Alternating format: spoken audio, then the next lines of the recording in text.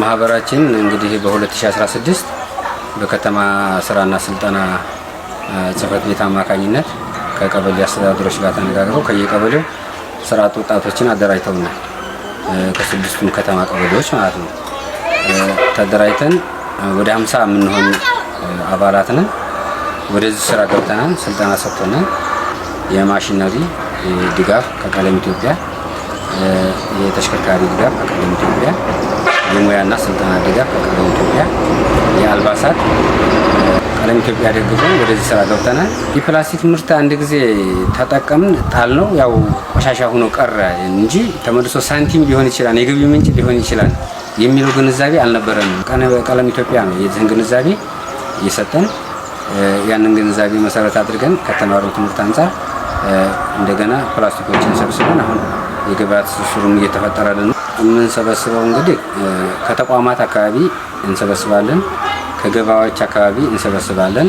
የፕላስቲክ ምርቶች በብዛት ይገኙበታል ያልንበትን ቦታ ለይተን በዛ መሰረት ነው በየቡድናችን በየቀበሌያችን ወደ 6 ቡድን ሆነን እየሰበሰብን ወደ ማዕከል የምናመጣው። የምንሰበስበው የቀለም ኢትዮጵያ የሰጠን መሰብሰቢያ ማዳበሪያዎች አሉ፣ በእነሱ እንሰበስባለን። ለእኛ ደግሞ ከጤናችን አንጻር ጉዳት እንዳይደርስብን ሴፍቲ ነገሮችን ሰጥተናል። እነሱን አልባሳቶችን ለብሰን ፕሮግራም አውጥተን በዛ መንገድ ነው የምንሰበስበው።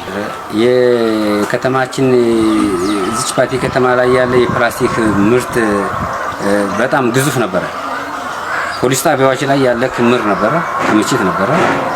ጤና ጣቢያዎች ላይ፣ ሆስፒታሎች ላይ የነበረ፣ በሃይማኖት ተቋማት አካባቢ ዙሪያ የነበሩ ቦታዎች ላይ እንደገና እነዚህ ከተማ ግሪን የውሃ መፋሰሻ ቱቦዎች ሁላ በሱ ተዘግተው ነበረ። ይሄን ሁላ አሁን አስፋልት ላይ አንዲት ሃይላንድ ወርቃ 24 ሰዓት አትገኝም። በ24 ሰዓት ውስጥ አንዲት ሃይላንድ አሁን በዚህ ውስጥ ማለት ነው የኛ ማህበሩ ስራ ከገባ በኋላ ማህበረሰቡንም አነቃቃ፣ አስተማረ። የገቢ ምንጭ እንደሚሆን ሳንቲም እንደሚሆን አዩ፣ ከኛ ተማሩ እና ሁሉም ሰው ማዳበሪያውን ይዞ የተጣለች ሃይላንድ ወዲያው ነው ተንስታ የምትለው እና ከተማችን ንጹህ ነው፣ ከፕላስቲክ ምርት ጸድቷል። እና ይሄ ለራሱ ለኛ ዋጋ ነው፣ ለኛ ሂሳብ ነው ብለን እንገምታለን። ለምትከራችን የበለጠ ለመስራት ነው።